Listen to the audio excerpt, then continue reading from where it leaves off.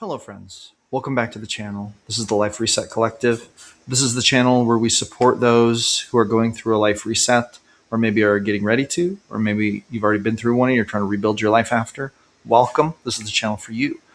I've been through two major life resets, and today I want to talk about when you are not sure what direction to go in. A lot of times in life, we have a lot of what might be called open loops. Okay. And this is very, very common when you're getting ready to go through a life reset, or you're already going through one, or maybe you've already been through one, right? You may have a lot of, you know, opportunities. You may have a lot of questions. You may be wondering, which way should I go? Should I take this job over here? Should I date this person? Should I move to this new city? Sometimes the questions can leave us paralyzed. We can get decision fatigue. We can feel like there are so many open loops in our life and so many unanswered questions that we're not even sure where to go next. We're not even sure where to turn. And we can start to basically get frozen in this. If this sounds like you, then you're in the right place. I'm going to speak on this for a minute, guys.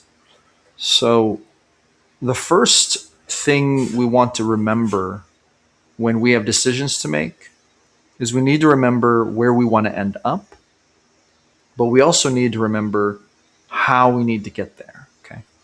Sometimes a certain part of your plan may not fit into the long-term version, but you might need to do it for a while. For example, you may not want to take that one job opportunity, that one job offer you got, because you think to yourself, well, I got a job offer to work at a restaurant, but I want to be traveling full time in 10 years. Will getting that job really help me get there? If that's not the job I want, should I take it? So this is one example. Now, sometimes the answer might be no, you shouldn't take it because it's not the job you want to have in the future. Why would you add more things to your life that you're just going to need to kind of get out of later? In a way, this can create more problems. But we also have to think about, well, am I ready to go do that thing now? Maybe I need to save up money to buy an RV. Maybe I need to save up money to buy a generator, whatever. So you may need that job to pay your bills and set up for that life when you're ready for it. And maybe you're not ready to work remote yet. Maybe you need to set up that life and that income, and you're going to need a job to sustain you while you do it. So it's really important to differentiate between these two things, like the thing we need now and then the thing we want and need for our lifetime.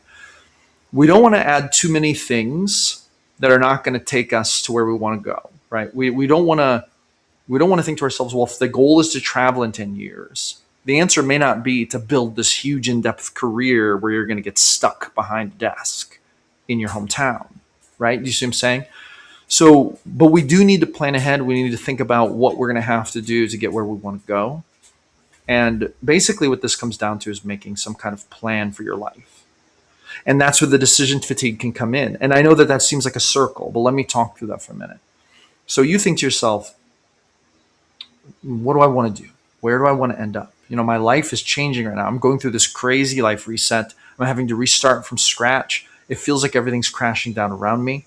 I feel like I'm starting basically from zero again, maybe due to divorce, maybe due to a job change, maybe due to losing a loved one. Maybe something has happened in your life that has radically changed your life. And so you're losing a lot of the things that you used to have, and it's time to start again.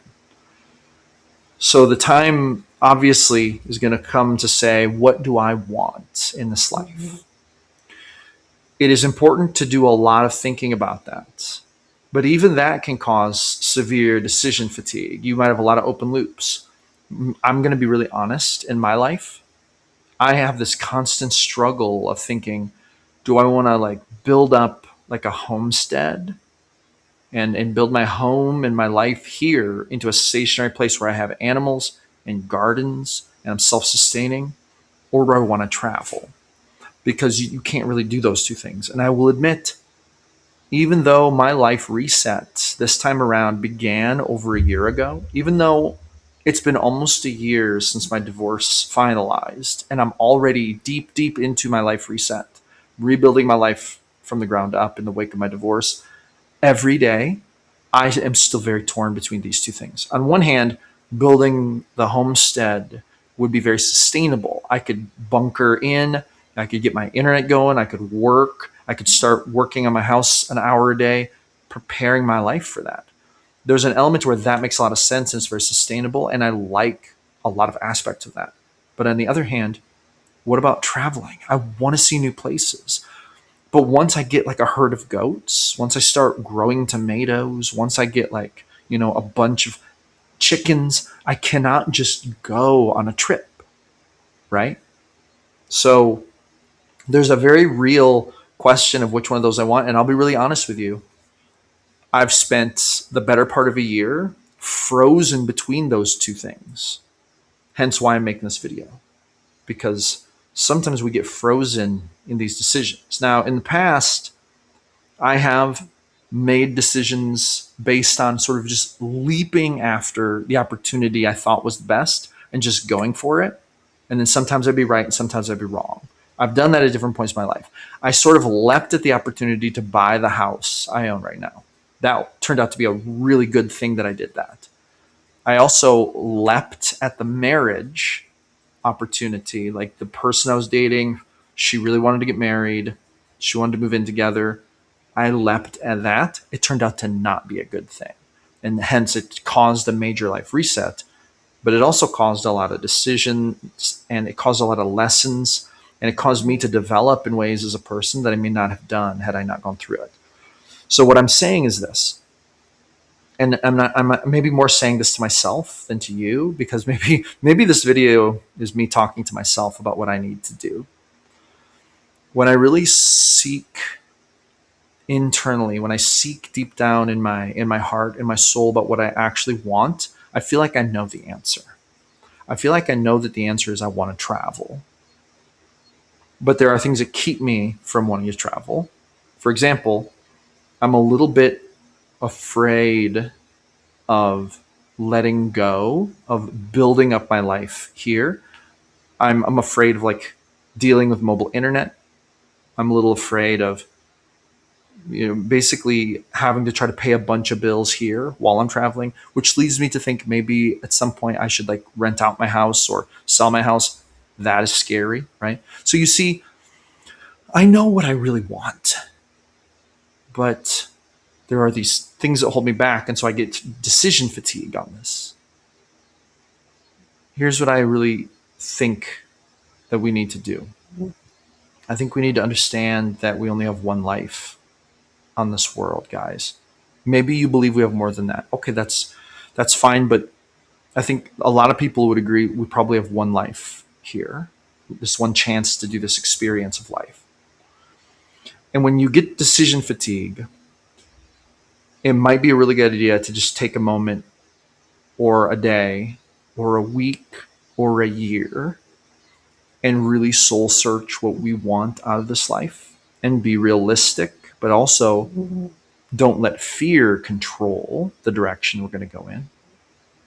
Be realistic, be self-aware, think through the plan and what it might take to get there, think through the upsides and the downsides, maybe talk to a friend or talk to ChatGPT about it, whatever. But I think that we know what we really want. I think we do. And I think that we second guess ourselves because of fear. And I think that's not a good thing. I think that that's dangerous, because if we're not careful, we will let fear control our outcomes. And that's not good. That's not good.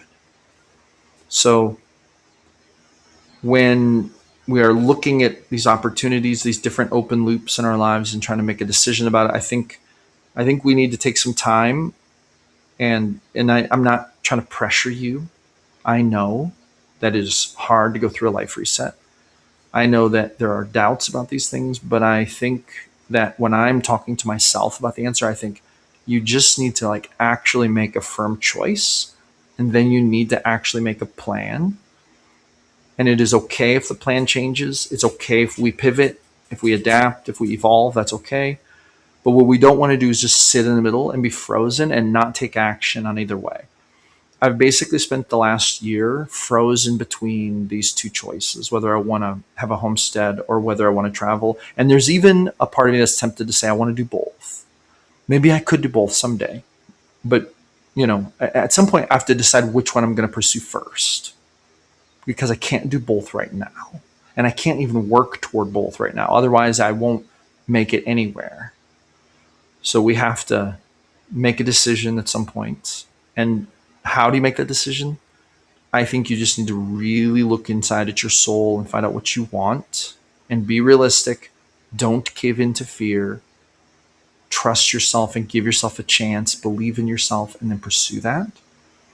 Make that firm choice and write it down and say, nope, this is what I'm doing. This is what I'm deciding. Now, you can get really into goal setting. You can set, dates for it. You can make really firm plans. You can say, I'm going to be doing this by this date. I'm not trying to push that on you. I'm not trying to pressure you into that. I know that every human is different. And sometimes when we're going through a life reset, you need a little grace and empathy. Sometimes you need to give yourself a little time to process and work through things as you rebuild, because there's an emotional part to this too. It's not just functional. It's not just about goals. But I do think we should make a decision.